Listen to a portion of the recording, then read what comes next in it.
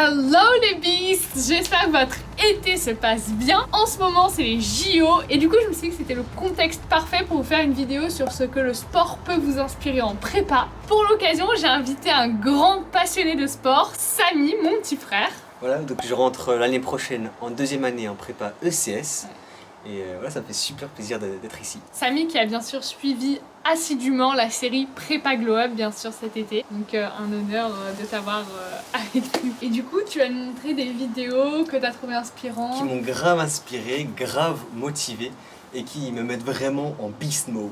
Et nous à chaque fois on va voir comment est-ce qu'on peut transférer ce mindset du sport qui pousse au dépassement de soi et à donner le meilleur à justement la beast mode en prépa et en études en général.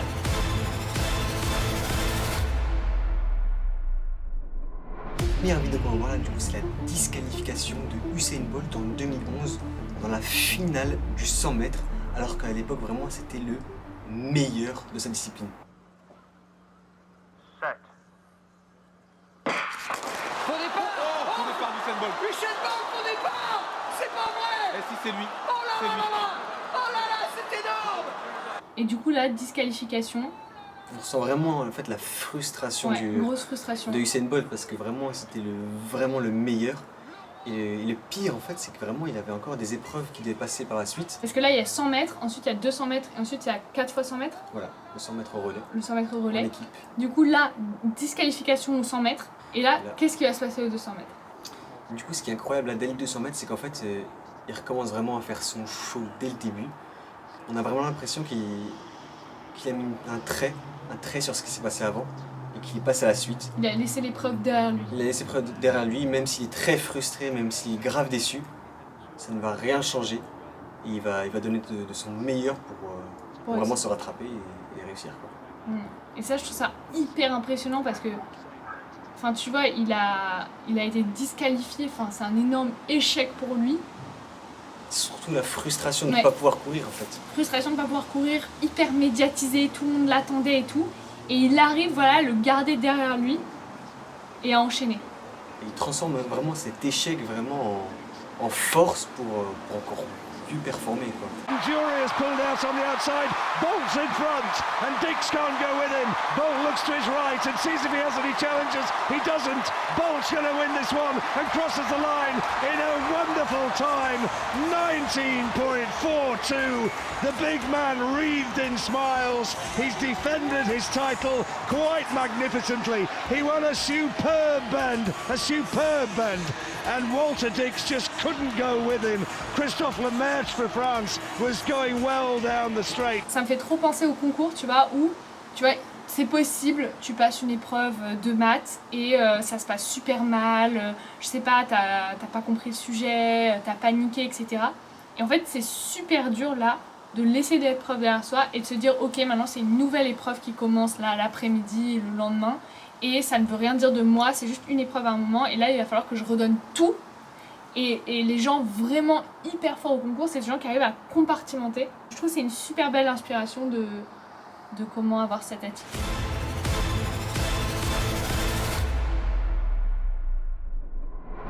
Ensuite, là, on passe 4x400 mètres.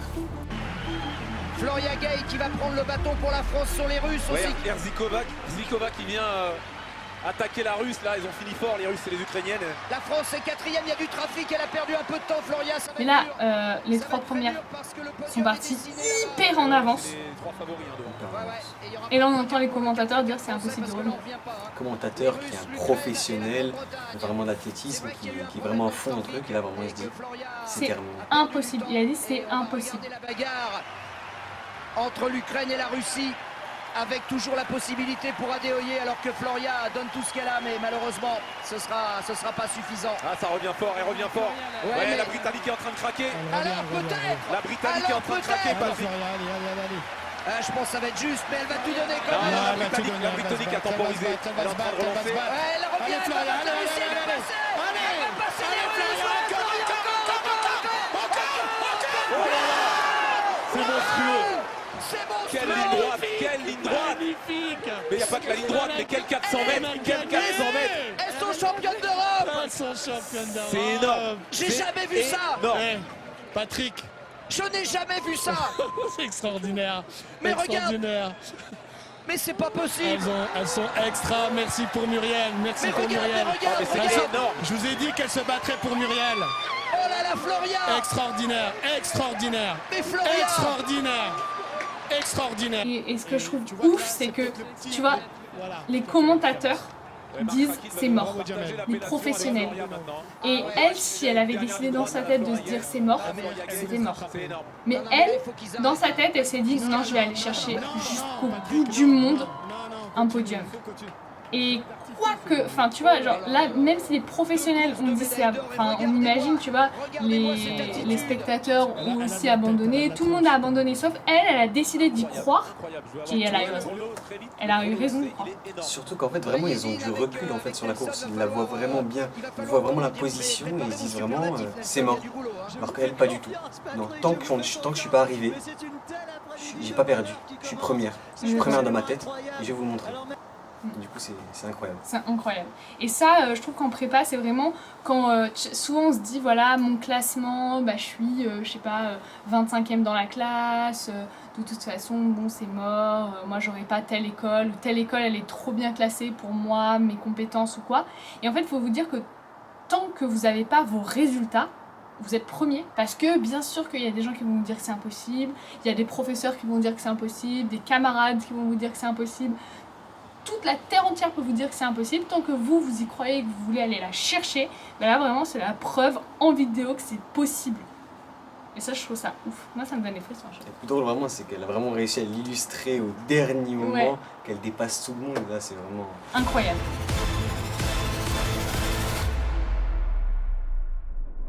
La troisième vidéo qu'on va voir c'est un 400 mètres haies aux États-Unis et franchement le finish est incroyable.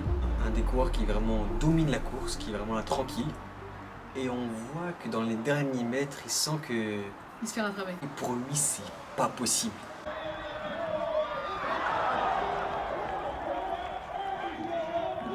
Il reste 2-3 mètres là, il te fait un gros saut en avant pour sécuriser la victoire. Et ça, c'est vraiment incroyable. Personne n'y aurait pensé. Et le plus drôle en plus, c'est que là, le deuxième là, qui allait peut-être gagner, il est tellement surpris que même lui il tombe en fait. Il est tellement choqué de qu'est-ce qui s'est passé qu'il tombe.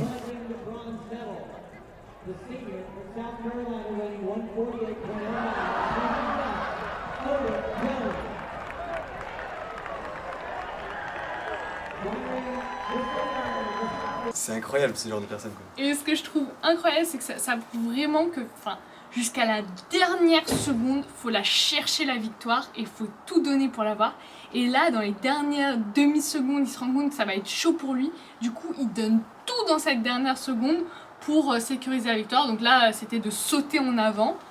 Ça peut être pour vous faire une question de plus en maths, aller vraiment chercher jusqu'au bout du bout la dernière question, la dernière phrase à traduire, enfin vraiment tout donner jusqu'à la dernière seconde. Parce qu'en fait, tant que c'est pas fini, bah, votre épreuve elle n'est pas finie, donc vous pouvez encore donner de vous. Et là, ce qui est vraiment fascinant, c'est qu'on dirait que la partie la plus importante de la course, ça a été le finish. Moi j'ai des amis, leur école elle s'est jouée à un demi-point, une question en plus en maths, et ça vous pouvez pas le savoir sur le moment, donc il faut se dire que chaque seconde vous rapproche un peu plus de votre école de rêve. Donc voilà, on lâche rien jusqu'à la dernière seconde.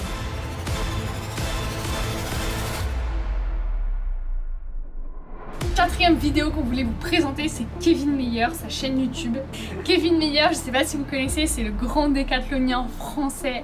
Et du coup, il a fait une chaîne YouTube où dedans, il revient sur ses épreuves en fait. Et du coup, l'une des vidéos que je préfère, c'est la vidéo où il montre son record du monde et comment il l'a atteint. Du coup, là, ce qui est trop intéressant dans la vidéo, c'est que il y a un moment, il en peut plus, il est fatigué. Il veut prendre quelques minutes pour lui, pour se calmer et pour repartir de plus belle. Il sait qu'il a à peu près 2-3 heures de pause. Et là, ce qu'il fait, il part du centre là, de sport. Il monte et il va en forêt avec sa famille pour vraiment prendre une pause, prendre du recul, vraiment se ressourcer et pour repartir de plus belle par la suite. Et ça vraiment, je me suis dit que vraiment, tu peux vraiment le transvaser à une épreuve de concours où là, tu es face à une question vraiment qui te perturbe, qui ne va pas t'inspirer. Tu es face à un test que tu n'arrives pas à comprendre, pas à déchiffrer. Et là, tu prendre une pause, prendre du recul, prendre 2 minutes pour toi, pour vraiment avoir du recul et revenir de plus belle pour full performer. Ouais, de fou. Et ça fait aussi penser au concours où souvent vous avez une épreuve le matin et une épreuve l'après-midi. Et en fait, la pause du midi, c'est un super moment pour prendre ce recul-là, aller manger dans un parc, vous ressourcer si vous avez besoin d'être tout seul, vous ressourcer à plusieurs si vous préférez être à plusieurs.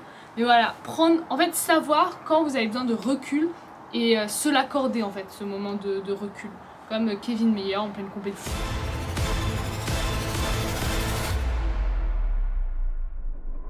Et moi, mon moment préféré, c'est justement dans le documentaire Corps et âme. En gros, Kevin Mayer s'est blessé, du coup il doit aller dans un centre pour guérir sa blessure. Et en fait, c'est des moments où il peut plus bouger, il doit être immobilisé, il doit rester dans un endroit pendant 2 heures, etc.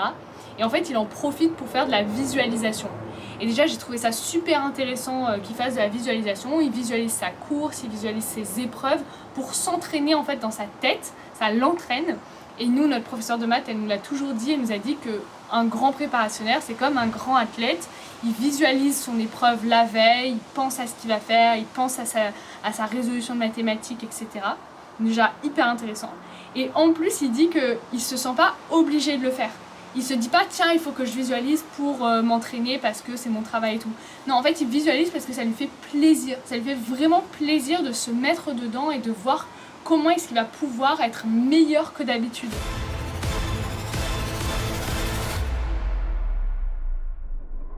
Tout ça pour dire que les concours, ce sont vos JO. Vous vous êtes entraînés pendant 2 ans pour ce moment-là.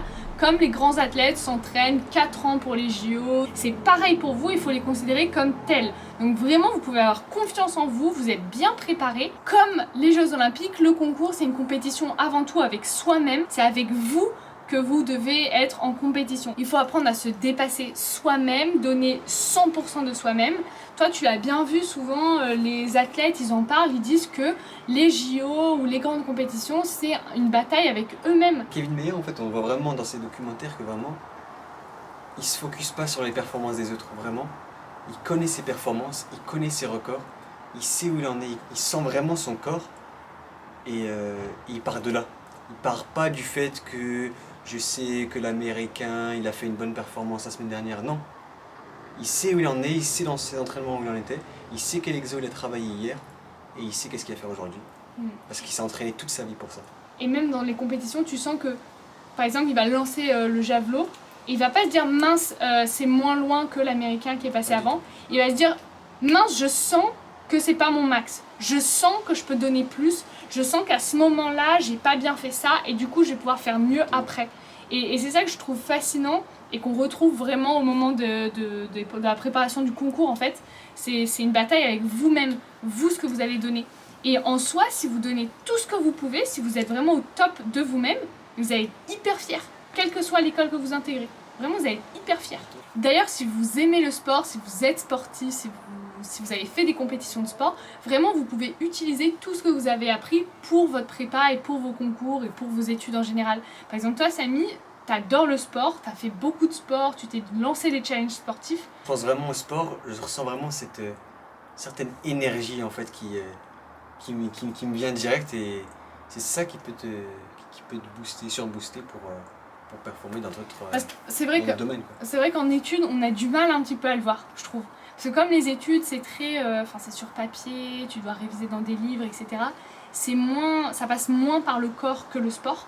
Du coup, c'est difficile de se mettre dans ce même état d'esprit, dans cette même énergie, je trouve. C'est plus facile avec le sport, alors qu'en fait, c'est pareil. C'est vraiment pareil.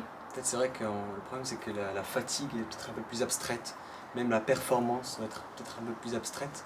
Et du coup, c'est peut-être plus compliqué de retrouver cette mentalité. Ouais. Mais c'est complètement possible, quoi. C'est pour ça que c'est peut-être plus facile parfois de penser à vos concours en vous disant que c'est vos JO.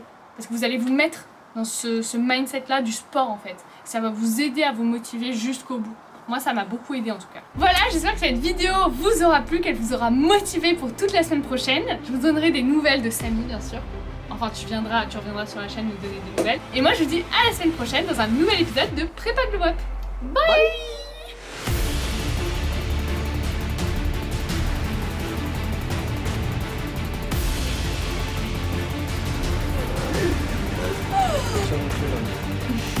Bah dis-moi. Les amis.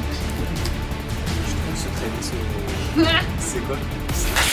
Secret bien. Mais c'est beau, il est trop. T'es pas obligé de